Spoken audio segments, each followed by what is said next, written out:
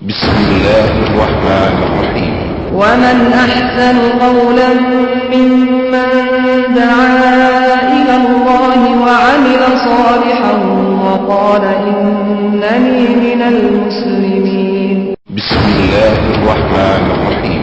ومن أحسن قولا ممن دعا إلى الله وعمل صالحا وقال إنني من المسلمين. السلام عليكم ورحمة الله وبركاته.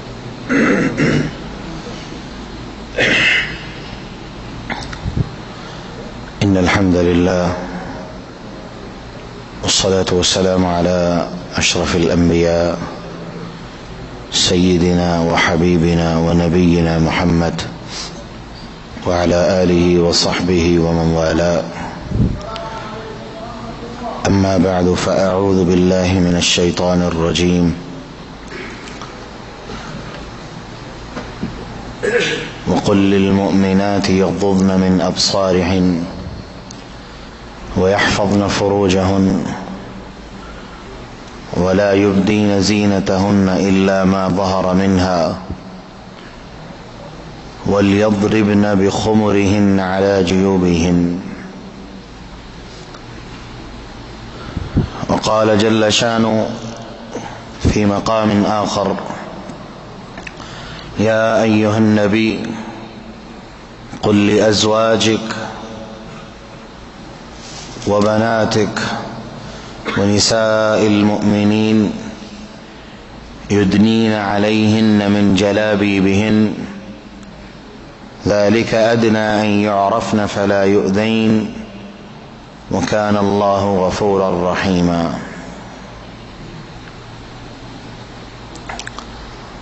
پچھلے درس میں ہم نے اس موضوع پہ بات کی کہ کیا پردہ صرف عورت کے لیے ہی ہے.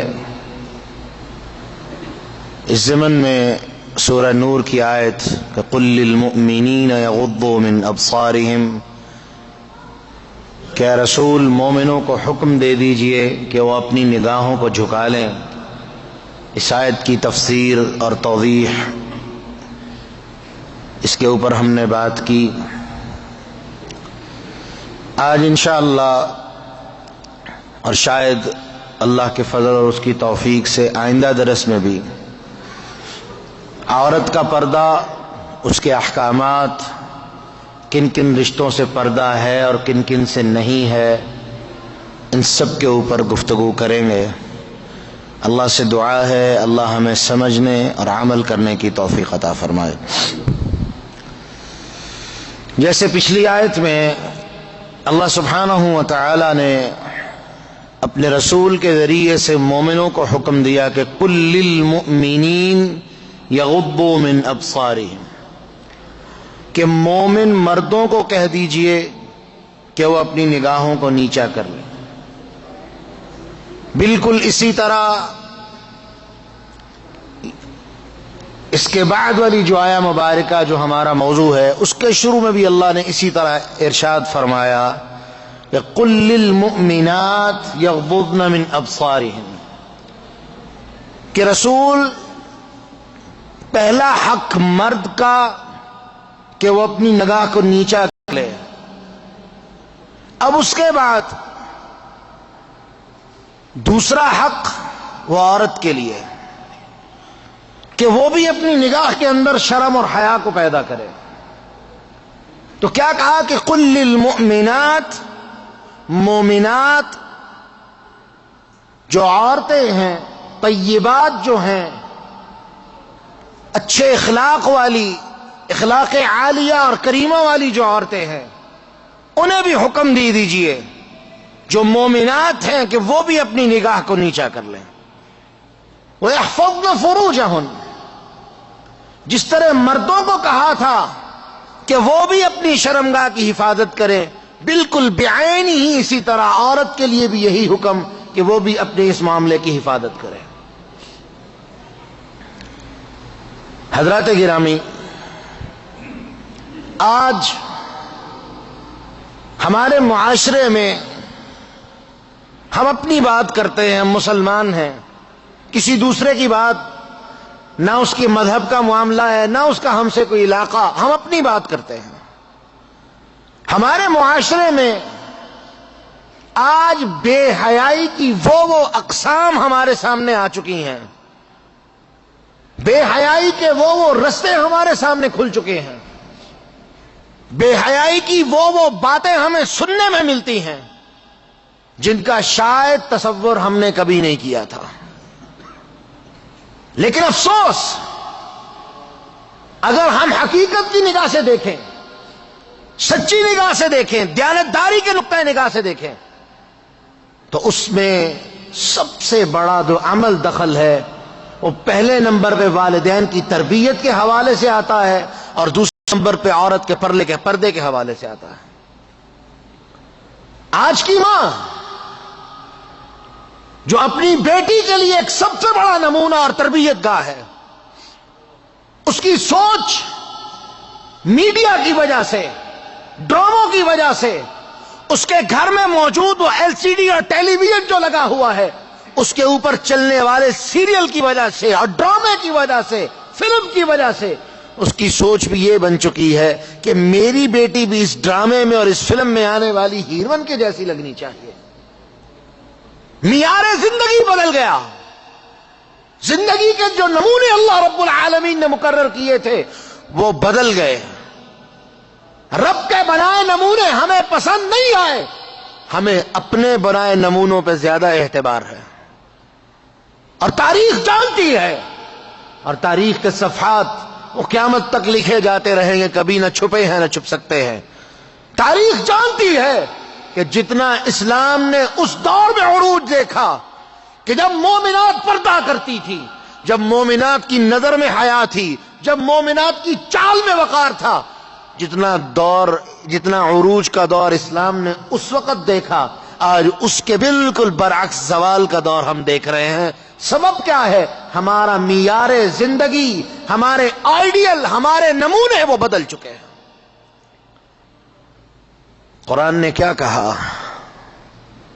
لا تتخذوا اليهود والنصارى اولیاء، اے ایمان والو، یہود و نصارہ کو اپنا دوست نہ بنانا۔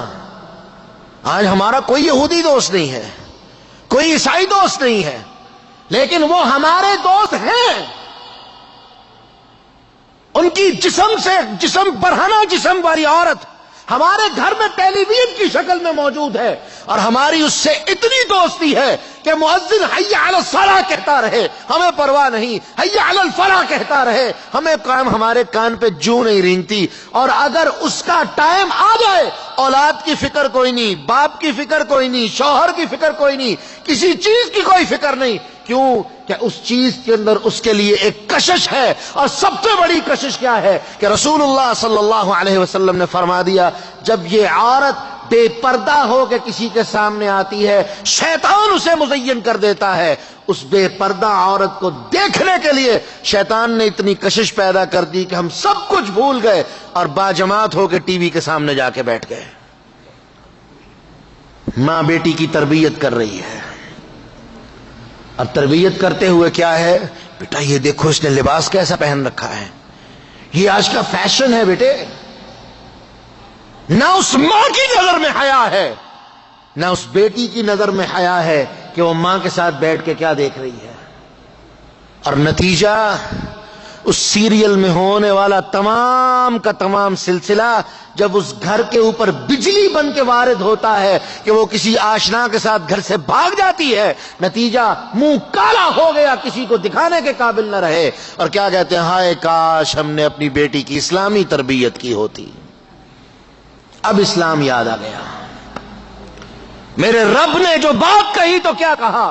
قل للمؤمنات یغضضن من ابصارہن، پہلے مومن مردوں کو کہا تم اپنی نظر میں حیا پیدا کرو، اب مومنہ عورتوں کو کہا تم بھی اپنی نظر میں حیا پیدا کرو۔ اس آیت کا شان نزول کیا ہے کہ ایک صحابیہ باغ میں کام کرتی تھی، یہ چیز آج ہمارے معاشرے میں بھی موجود ہے۔ وہ باغ میں کام کرتی تھی تو جب عورتوں نے سنا کہ فلاں باغ میں عورت سیلز کا کام کرتی ہے، عورت چیزیں بیچتی ہے، کھجوریں بیچنے کا کام عورت کرتی ہے، تو اکثر عورتیں ان کے پاس پہنچ جاتی تھیں اور جا کے اپنے گلے سے کپڑا اتار دیتی، اپنے گلے کو کھول دیتی، سر کو ننگا کر دیتی۔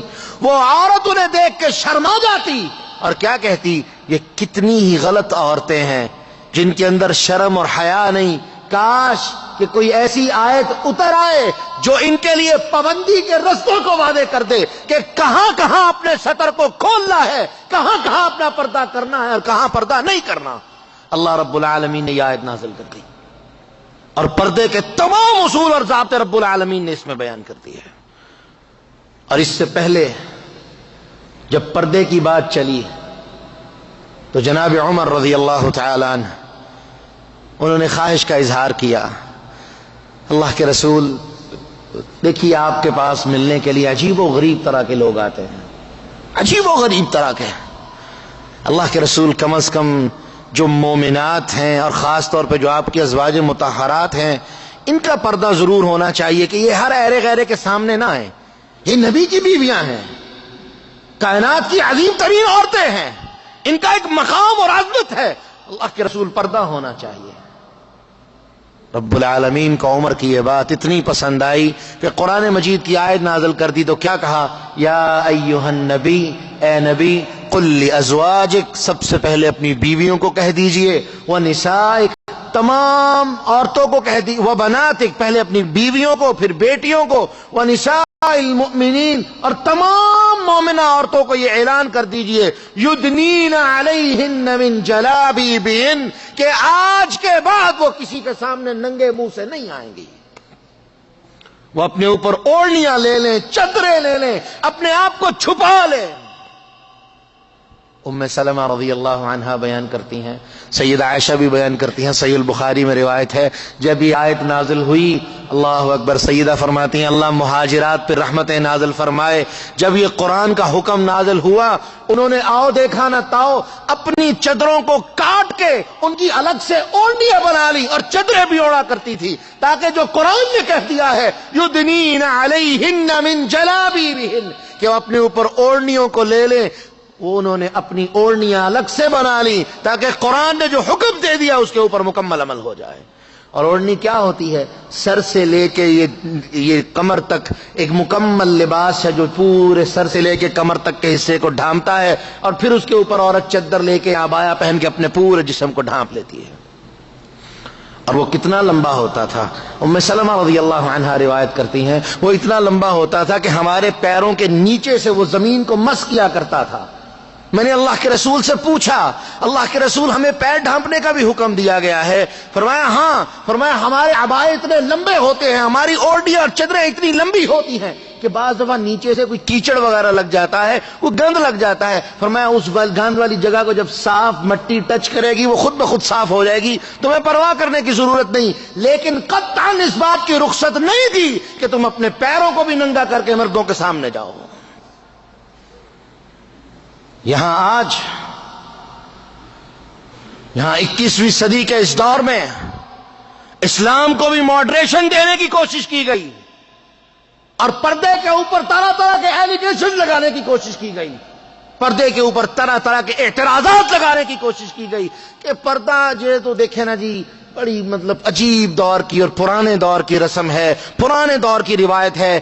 اور مزے کی بات، افسوس کی بات اور مزے کی بات، افسوس اس بات پہ کہ جن کی تم نقالی کرنا چاہتے ہو، اہل یورپ اور اہل امریکہ، یہ دنیا کے فرسٹ ورلڈ کے جو لوگ ہیں جو اپنے آپ کو پہلے نمبر کے لوگ سمجھتے ہیں، جن کی تم نقالی کرنا چاہتے ہو، آج ان کے بڑے بڑے ناقدین اس بات کو تسلیم کرتے ہیں کہ پردے نے جتنی عورت کو عزت دی ہے، پردے نے عورت کو جتنی بیماریوں سے محفوظ کیا ہے، پردے نے عورت کو جتنی عزت اور عزت دی ہے، اس سے پہلے کبھی عورت کا نصیب نہیں تھا۔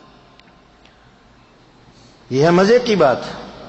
اور افسوس ہماری عورتوں پہ جو کیا چاہتی ہیں کہ انہیں ڈرائیونگ کی اجازت بھی ملنی چاہیے، انہیں بے پردہ ہونے کی اجازت بھی ہونی چاہیے، ان کے اوپر پردہ پکڑنے پہ کوئی پابندی نہیں ہونی چاہیے۔ سبحان اللہ، تم اہل یورپ کی نقالی کرنا چاہتے ہو، اور اہل یورپ تمہاری تقلید کرنے کو پھر رہے ہیں.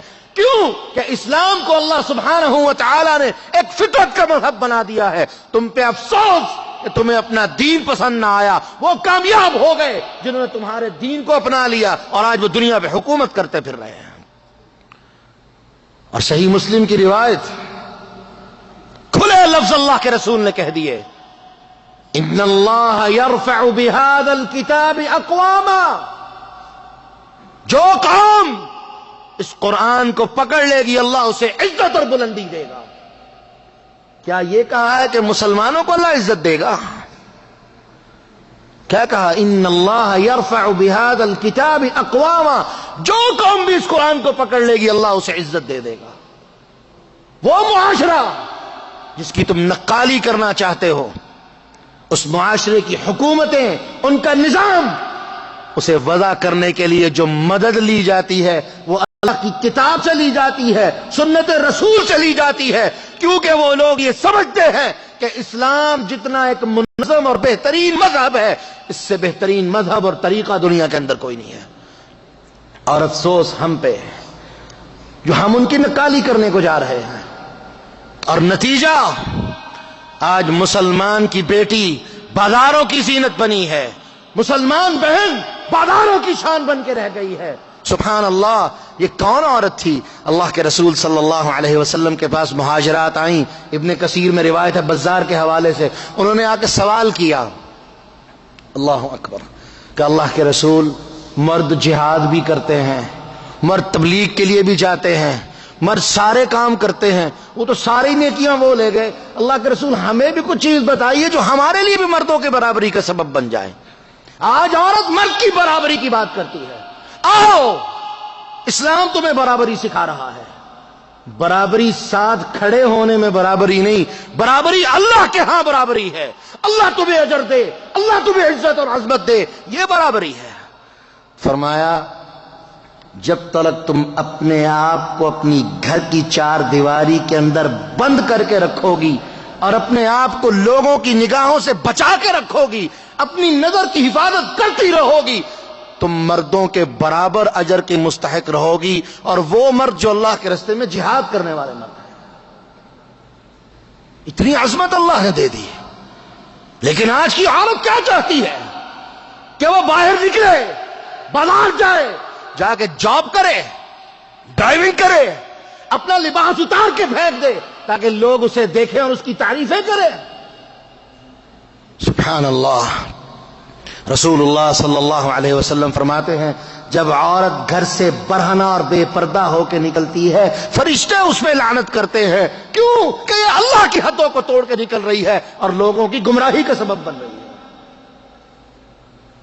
اور افسوس اس شوہر پہ، افسوس اس بھائی پہ جو اپنی بہن کو دیکھتا ہے، جو اپنی بیوی کو گھر سے بے پردہ اور برہنہ ہوتے ہوئے نکلتا دیکھتا ہے اور اس کی غیرت گوارا نہیں کرتی کہ وہ اپنی بیوی کو کہے کہ تو اس طرح کیوں نکلتی ہے، وہ اپنی بیوی کو منع کرے کہ تو اس طرح کیوں نکلتی ہے، وہ اللہ کے احکامات اسے سنائے، وہ اللہ کے عذاب سے ڈرائے. لیکن ایسا شوہر بھی نہیں ملتا، نہ ایسا بھائی آج نظر آتا ہے. اور اس سے بھی بڑھ کے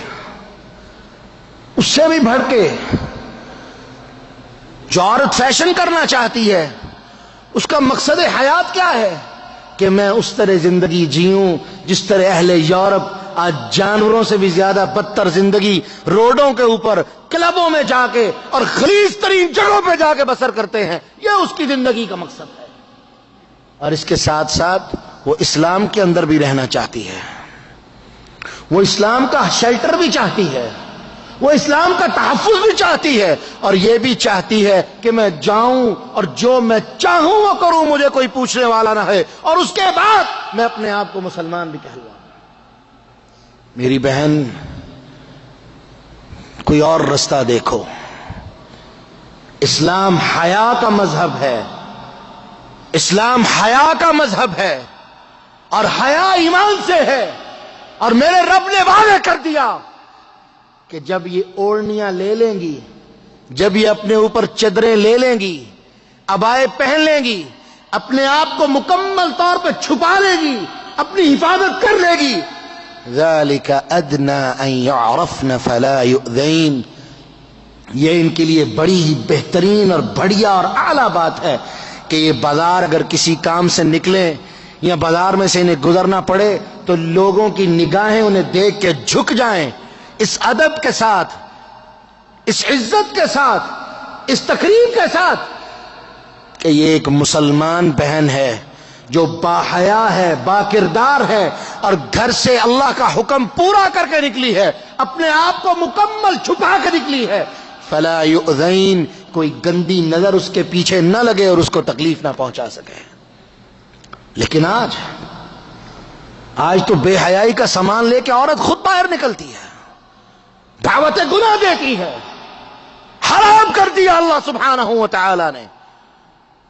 یہاں تک کہ ابو داود کی روایت ام سلمہ رضی اللہ عنہا بیان کرتی ہیں، اللہ کے رسول صلی اللہ علیہ وسلم کو ملنے کے لیے عبداللہ ابن ام مکتوم آئے، اور وہ نبینہ تھے، اور یہ عبداللہ ابن ام مکتوم وہ صحابی ہیں جن کے بارے میں اللہ سبحانہ و تعالی نے عبس وتولی یہ سورت نازل کی تھی ان کی عظمت میں، اور ان کی یہ عظمت بھی ہے کہ رسول اللہ صلی اللہ علیہ وسلم اکثر جب مدینہ سے باہر جہاد کے لیے کسی کام سے جاتے تھے، اللہ کے رسول کے مصلی پہ کھڑے ہو کے امامت بھی اکثر یہ کروایا کرتے تھے۔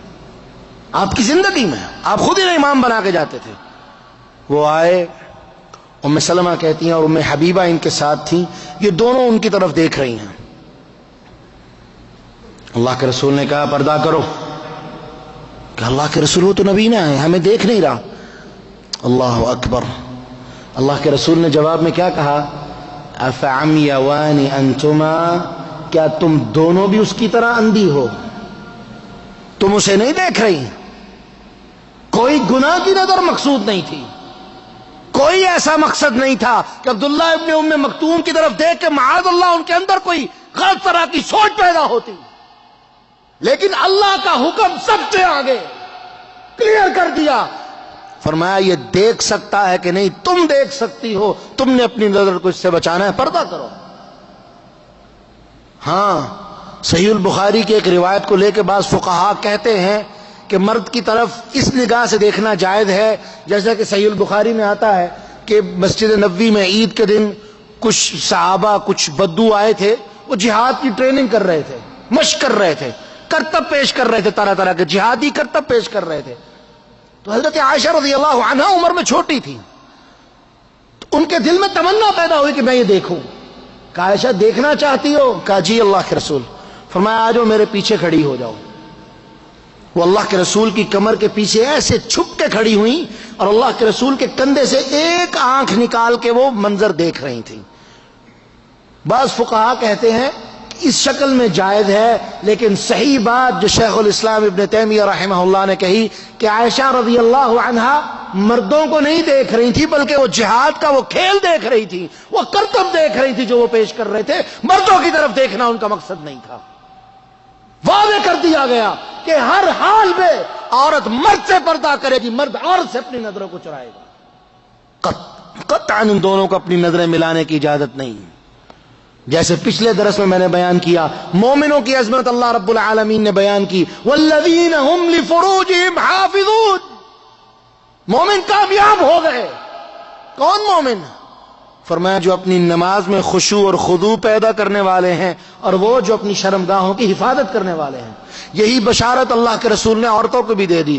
فرمایا جو عورت 5 کام کرے، اللہ کے ساتھ شرک نہ کرے، نماز پڑھے، روزہ رکھے، اپنے خاوند کی فرما برداری کرے، اور آخر میں اپنی شرمگاہ کی حفاظت کرے، فرمایا قیامت کے دن اللہ اسے کہیں گے یہ جنت کے 8 دروازے ہیں، جس دروازے سے تیرا جی چاہتا ہے جنت میں داخل ہو جا۔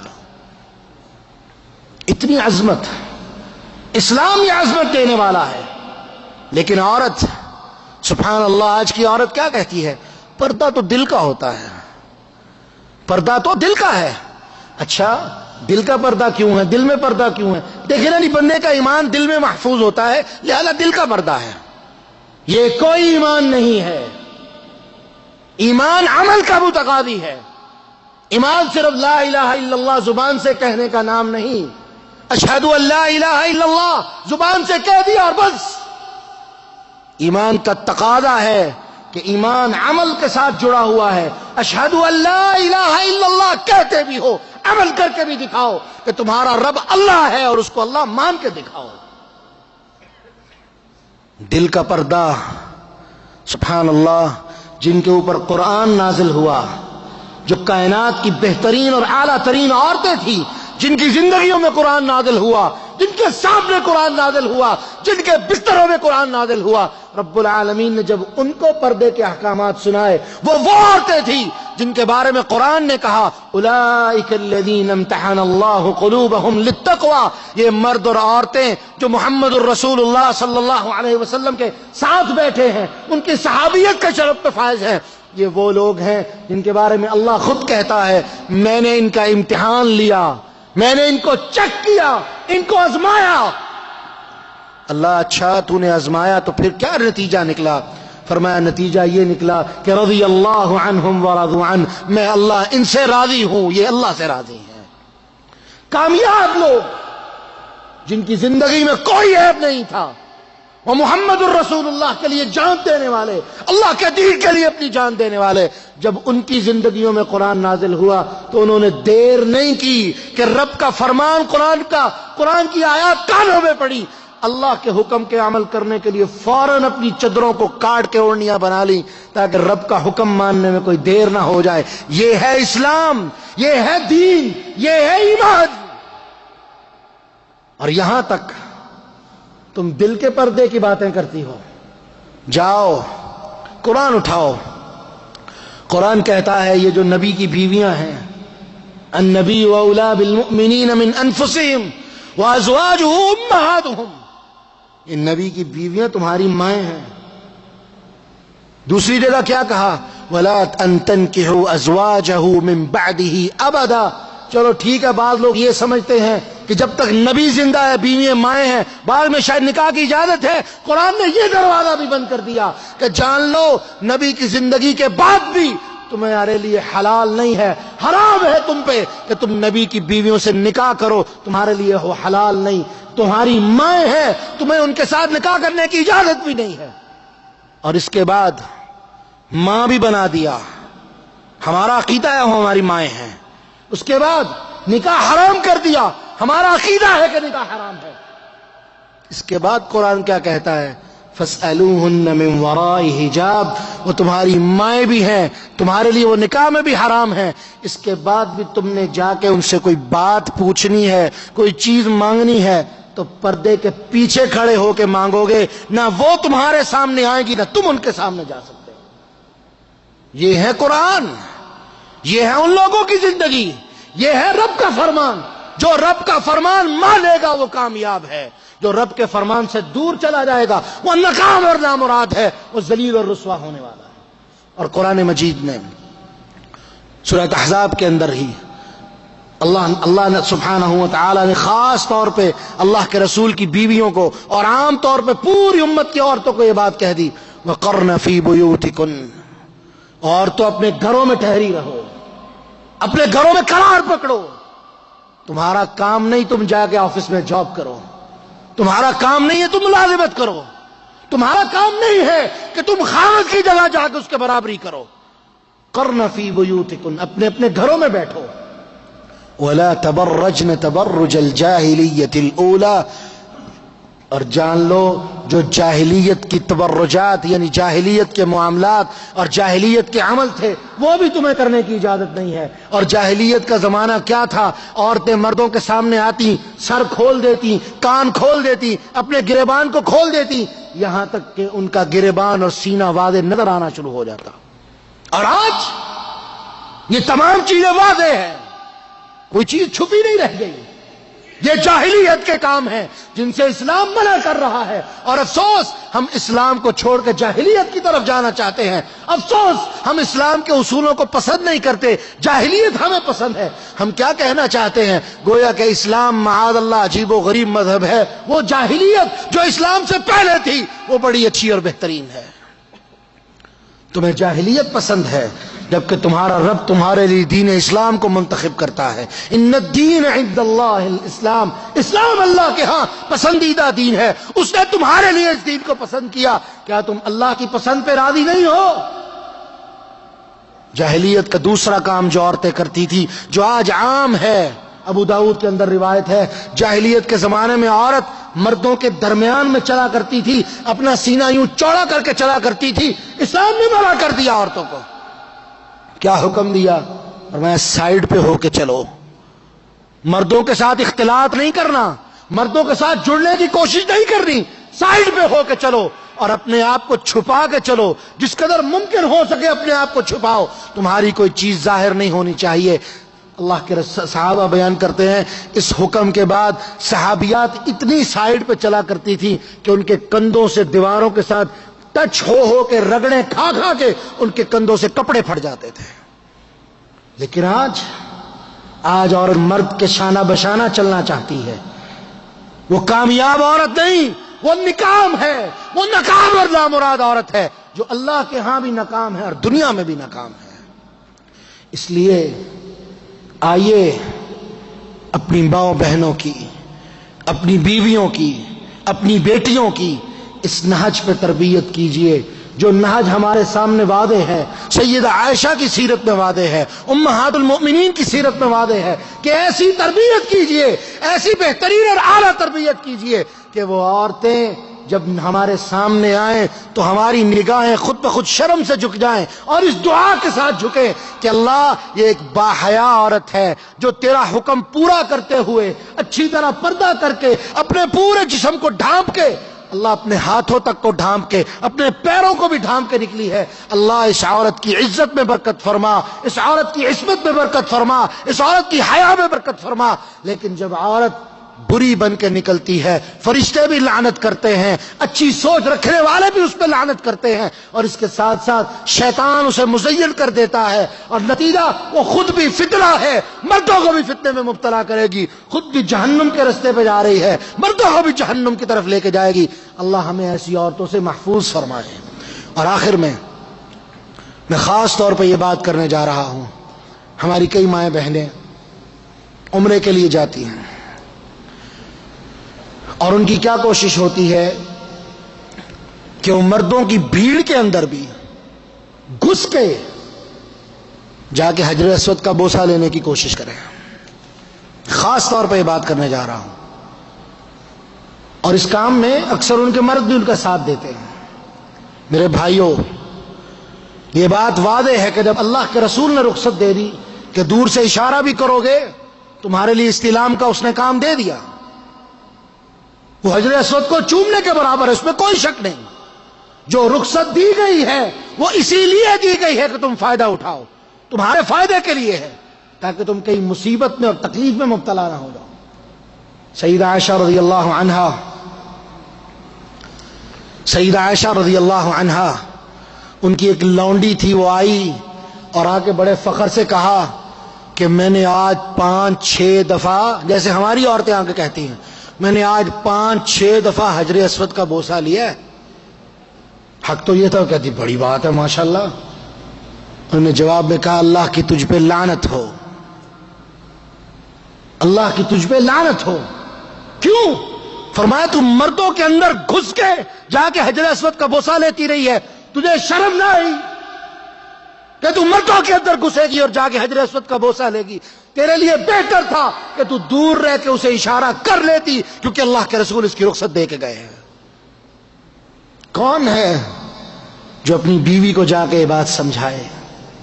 کون ہے جو اپنی ماں اور بیٹی کو جا کے یہ بات سمجھائے کہ ہمارے رب نے ہمیں رخصت دی ہے، ہم نے اس کا فائدہ اٹھانا ہے؟ اور عورتوں کے لیے رخصت تو خاص طور پہ ہے تاکہ وہ مردوں سے دور رہیں، مردوں کے ساتھ اختلاط نہ ہو، مردوں کے اندر گھلنا ملنا نہ ہو، تاکہ وہ بچے، جس حد تک ہو سکے وہ اپنے آپ کو بچائیں، کیونکہ یہ اللہ کے ہاں ان کی عزت کی بات ہے۔ یہ کوئی بات نہیں کہ وہ آگے گھس گھس کے جائیں، مردوں کے اندر داخل ہو اور جا کے حجر اسود کا بوسہ لیں۔ یہ وہی کام ہے جو جاہلیت کے زمانے کے کام تھے کہ عورتیں مردوں کے اندر گھسنے کی کوشش کیا کرتی تھی۔ یہ جاہلیت کے کام ہے، اسلام اس سے منع کر رہا ہے۔ اس لیے اس بارے میں چونکہ آپ مرد حضرات ان کے محرم ہیں، آپ نے انہیں لے کے جانا ہے، انہیں یہ بات ضرور بتائیے تاکہ وہ جہاں تک ممکن ہو اپنے آپ کو محفوظ کر لیں۔ انشاءاللہ آئندہ درس میں عورت کہاں کہاں پردہ کرے گی، کن کن مواقع پہ اس کا پردہ ہے، کن کن رشتوں سے اس کا پردہ ہے، پردے کے آداب کیا ہیں، ان ساری چیزوں کے بارے میں گفتگو کریں گے۔ اللہ سے دعا ہے اللہ ہم سب کو ہدایت عطا فرمائے، اللہ ہم سب کو ہمیں شرم اور حیا عطا فرمائے، ہماری ماؤں اور بہنوں کو اللہ سبحانہ و تعالیٰ ان کی عزت اور عصمت میں برکت فرمائے اور ان کی شرم اور حیا میں برکت فرمائے اور انہیں زیادہ سے زیادہ اپنے رب کے احکامات پہ عمل کرنے کی توفیق عطا فرمائے۔ اقول قولی ھذا واستغفر اللہ لی۔